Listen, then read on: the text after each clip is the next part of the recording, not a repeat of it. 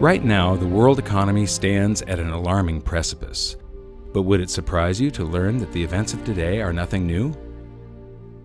Give me the next few minutes, and I'll show you that there are cycles to history that can not only allow you to see the future, but to make preparations for the very predictable outcomes. You're about to discover that huge financial gyrations, inflation, loss of personal freedom, and out-of-control government are all things that we have been warned about for centuries and are the direct consequences of the monetary system itself. In fact, most world history is determined by monetary history. So what lessons can we take from the past to help us navigate the perfect economic storm that awaits us?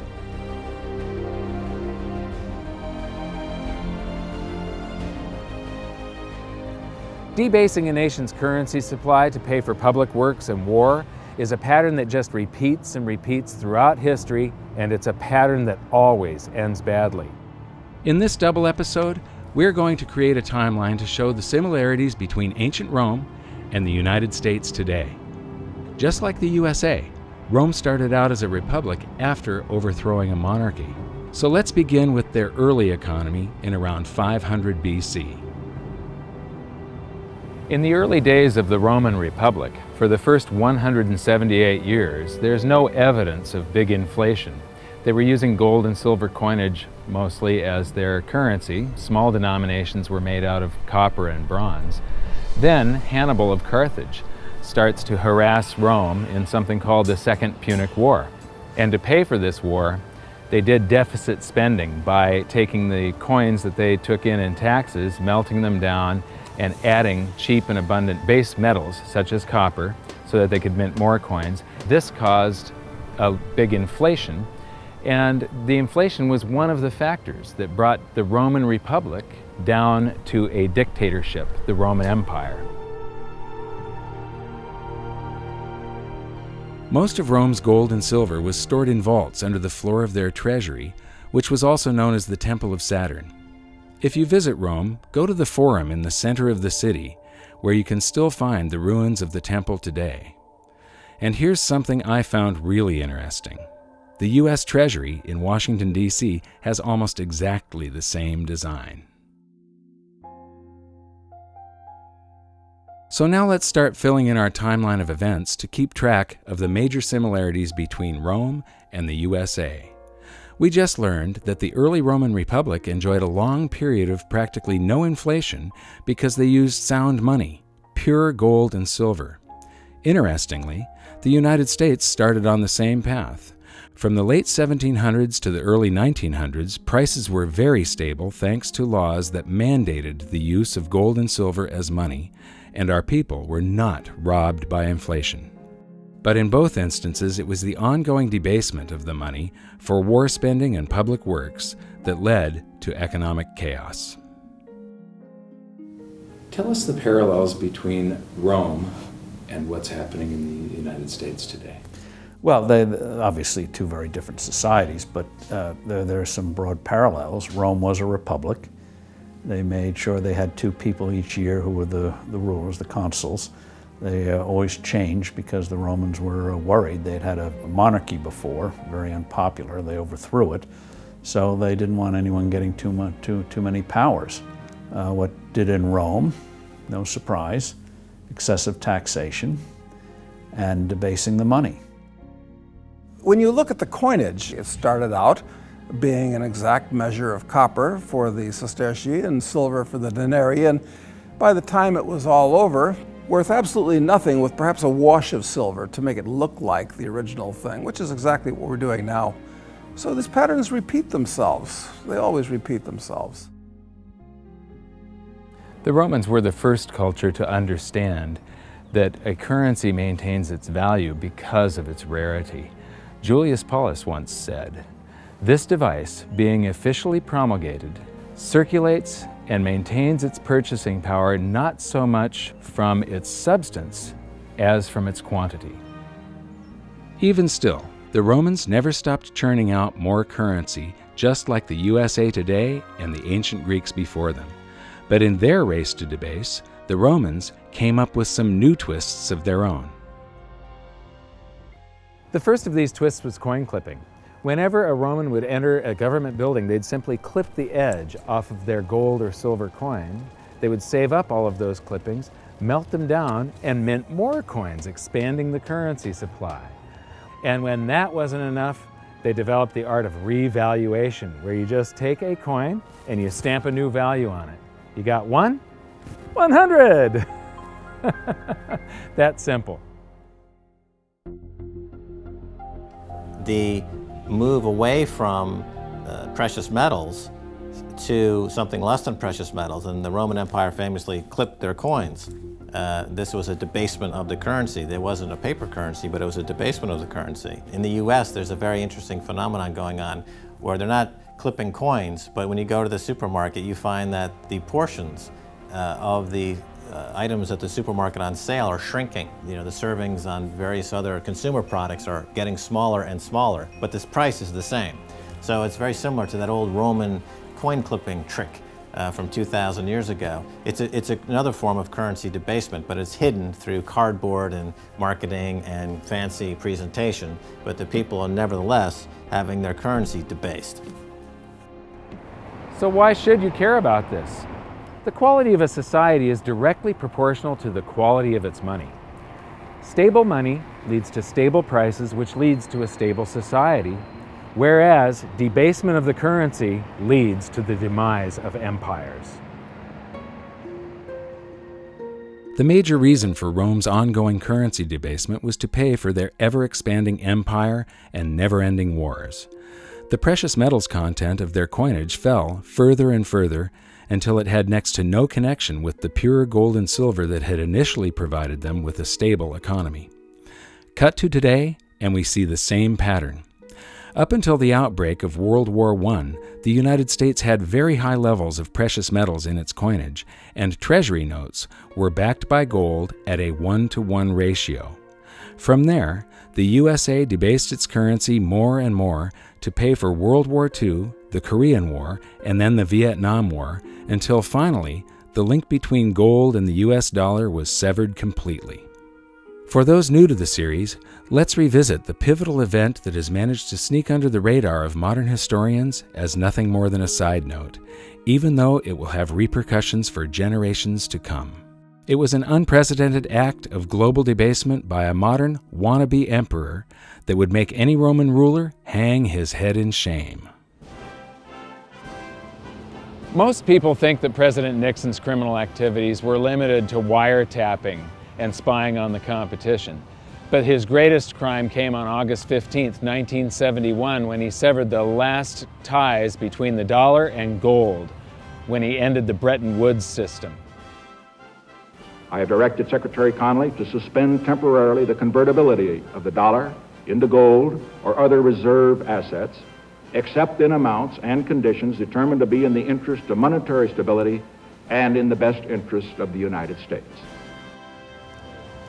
The Bretton Woods system tied all of the world's currencies to gold through the US dollar. But instead of running out and hanging the guy when he took the world off of gold, the world just yawned and accepted that we were now on a fiat currency system, that we were now on this infinitely expanding system, that we no longer had money, we had currency. Money should be a fixed measure of value. It's like 5,280 feet in a mile, or 12 inches in a foot. I gave the example. Imagine trying to build a house, say 2,500 square feet. If the foot changed each day, it was 12 inches one day, 10 the next, 20 the next. Very hard to do if that's changing. Or the clock. I like, yeah, this. The 60 minutes an hour. Imagine if they floated the clock. So you had 60 minutes an hour one day, 30 the next, 90 the next. You'd soon have to have hedges, derivatives, futures to figure out how many hours you're working. You're baking a cake. I love this example. And it says bake the batter for 45 minutes. And then you have to figure out, is that inflation adjusted minutes? Is it a California minute, a Nevada minute? Just makes life infinitely complicated. So when you have a fixed measure, when you go to the market, you assume if you're getting 16 ounces of liquid, it's 16, not 13, not 18. Just makes commerce, which is the source of wealth, people doing things with each other, infinitely easier.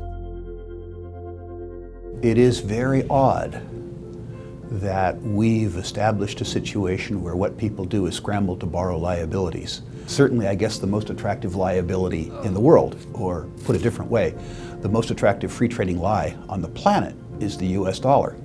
We joke in investment conferences it's the worst currency in the world, except all the others. If you're going to trade in a lie, it better be a liquid lie.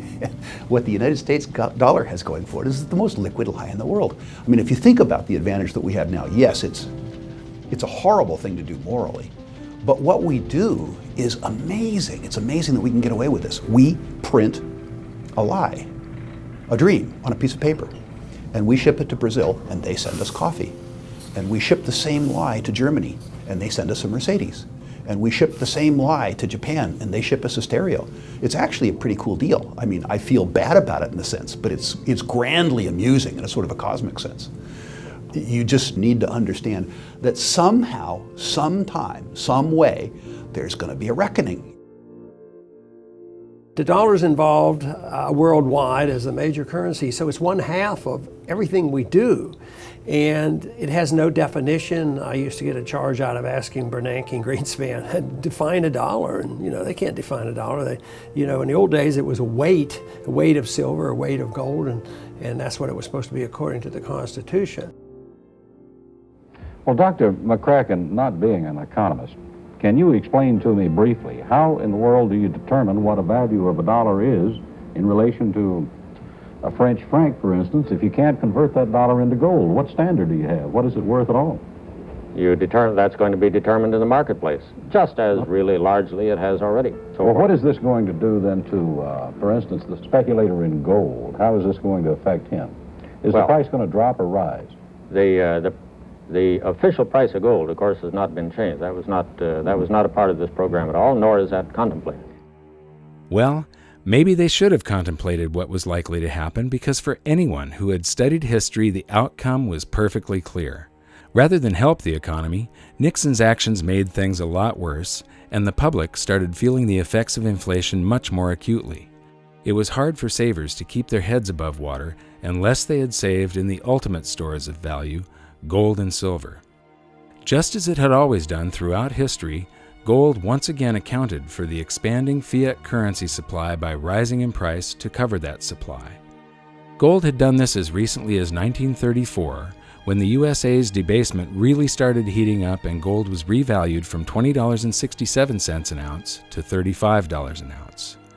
Now the process began again as the public bid the price up from $35 an ounce in 1971, climbing all the way to $850 an ounce in 1980, easily accounting for the massive quantities of currency the USA had conjured out of thin air now that Nixon had removed all restrictions.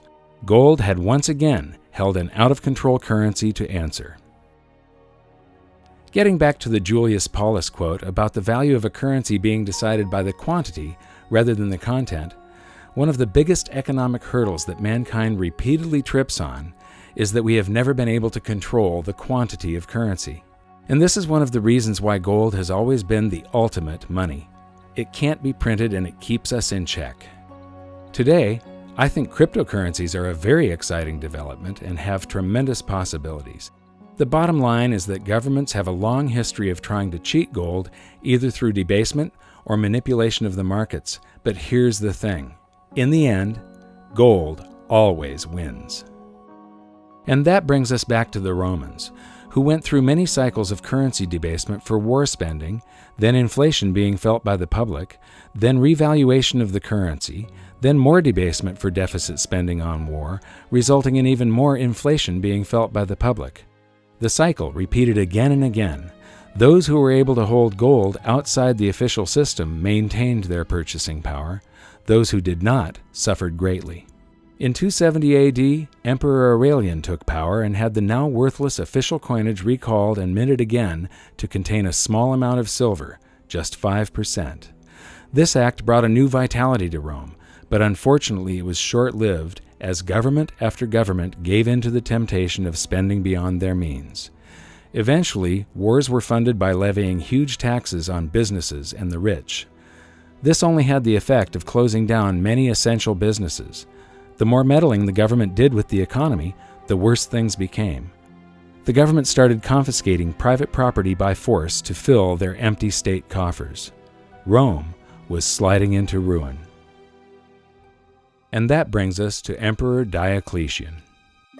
His actions are the first recorded example of the following hidden secret of money. Wage and price controls do not work. He came to power as inflation was surging, but his decisive actions only added fuel to the fire. So because the economy was getting worse and worse, Diocletian created a whole bunch of great government solutions. He created a bunch of works projects. He hired a bunch of the homeless and people that were unemployed, made them soldiers and government employees, and this caused deficit spending to just go out of control, and inflation raged into what is known as the first documented hyperinflation. So to get inflation under control, in 301 AD, Diocletian issued his infamous Edict of Prices. This was a massive volume of a list of all of the wages and the prices people could charge for goods and services. And it was all enforced under the penalty of death. So what happened was instead of risking your life to sell something at a profit so that you could stay in business, people just closed up shop. Instead of doing a job that was listed in the book that was below a living wage, people quit their chosen career and tried to pursue a job that wasn't listed in the book. The result of this was that Diocletian came out with a law that said every son had to go into his father's business under the penalty of death. When governments start meddling with an economy, the result is always the same. Prices become distorted. This is a huge danger because prices act as a signal for an economy. They indicate to producers and buyers where true value lies. The outcome is always economic turmoil, shortages, and black markets. We've seen what happened to gold when Nixon started his economic interference. So now let's go back and see what happened when Diocletian started his jumbo-sized meddling with the economy. We know when Diocletian created the Edict of Prices that the price of gold was 50,000 denarii per pound. And then we also know from transaction receipts around 50 years later, the price of gold had risen to 1,200,000,000 denarii per pound. That's a 42,400% hyperinflation over a 50-year period. That would be similar to if gold was $35 an ounce 50 years ago. Today, 1 ounce of gold would be about $1.5 million. Another analogy that I can make is if an average family car was about $2,000 50 years ago, today it would be selling for $85 million. Just imagine $85 million on the windshield of a car at a car lot. That's the type of inflation these poor people suffered through. Well, wage and price controls upends an economy, gives more power to the government. What are price controls? Prices are supposed to convey information. That's what markets are about, knowledge and information. So a price will tell you something is dear. Oh, get out and produce more. The price is low. Maybe you're producing too many of it. So it's a way of conveyance of information. So you devote your efforts to something that people want, not what a bureaucrat dictates. So when governments trash the money and your prices, nominal prices are going up, the government response is, oh, they're greedy speculators or merchants or whatever, and so you say you can't charge as much. Well, what that means is you get a black market and you hurt the production of the thing.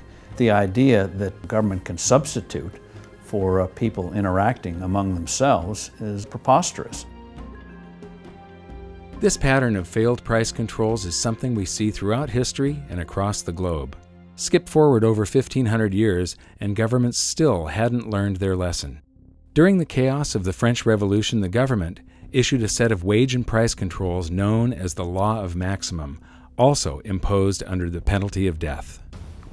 It's worth noting that when wage and price controls are implemented, government always tries to deflect attention away from the problems that it has created itself by shifting the focus to businesses who are labeled as greedy hoarders or price gougers.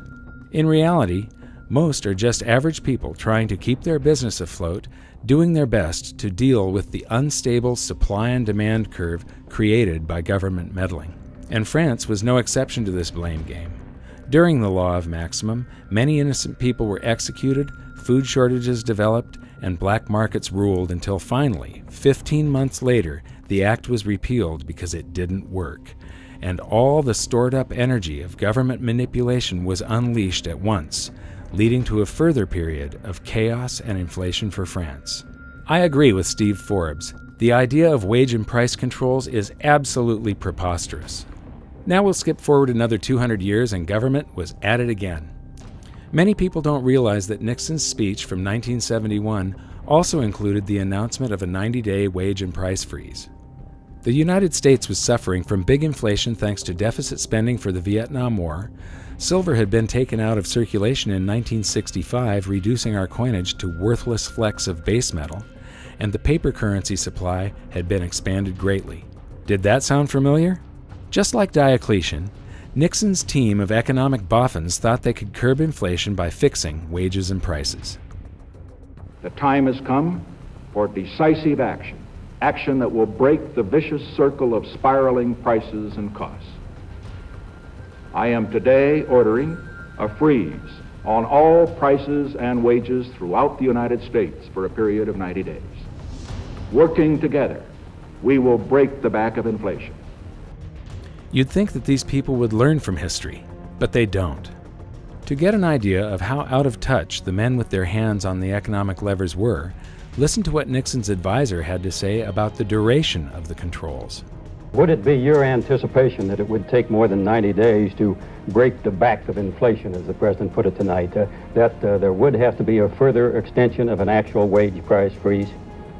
I would not, no, I wouldn't. I don't think one can say that it will necessarily take longer. We're sailing to some extent in an uncharted sea here, but this I think is a reasonable estimate of the time that's going to be required.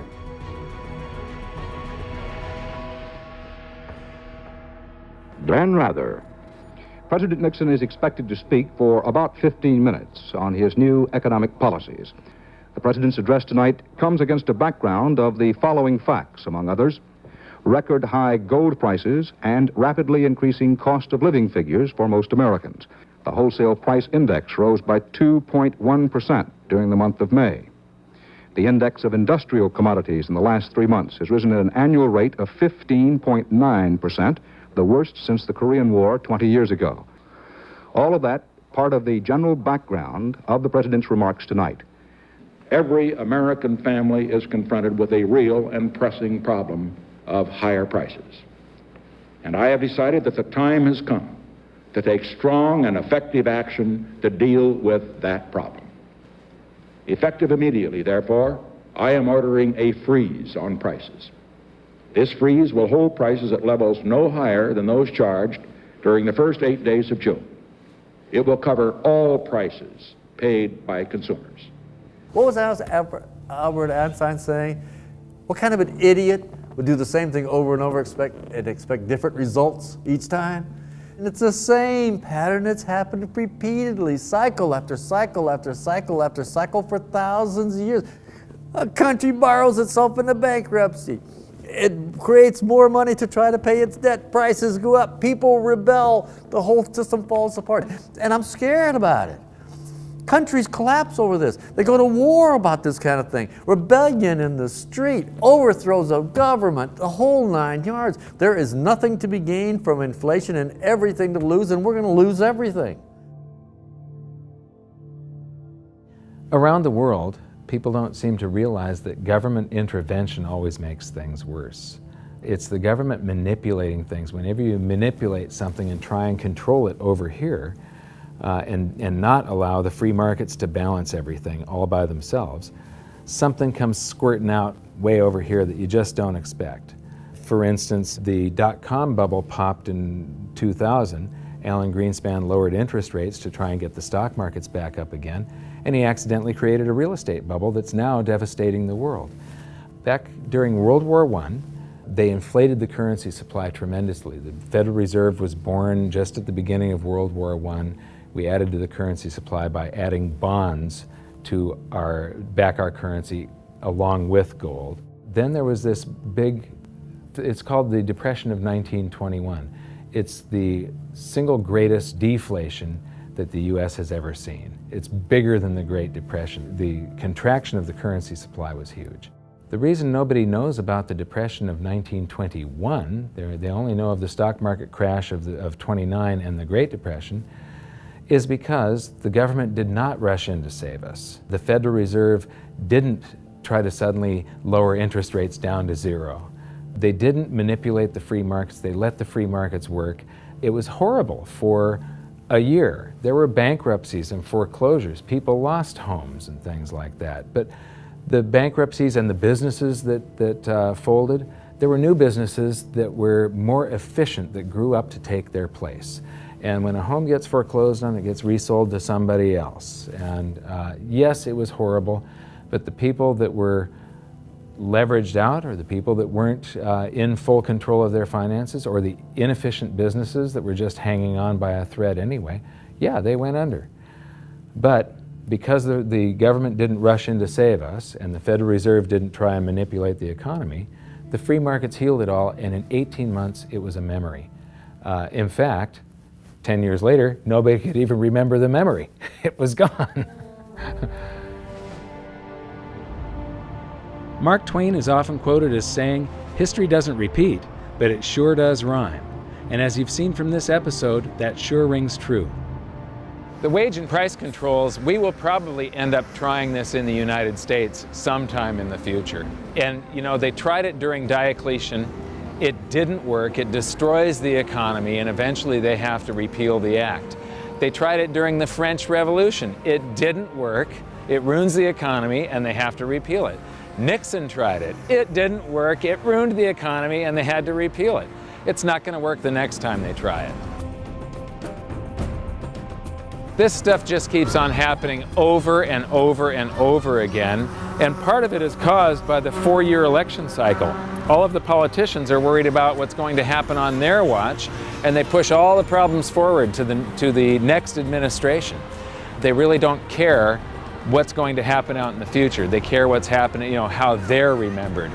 So I'm expecting this to happen in the United States sometime. Right now I'm expecting a deflation, but when we get to big inflation or hyperinflation, you can pretty much count on the fact that they're going to make the same stupid mistakes, because politicians do not read monetary history. This is just the beginning of the similarities between ancient Rome and the USA. In the next episode, we're going to focus on some more amazing events that are echoing throughout history to today. And we'll see what the future holds for the United States if we continue down the same path so many societies have gone before.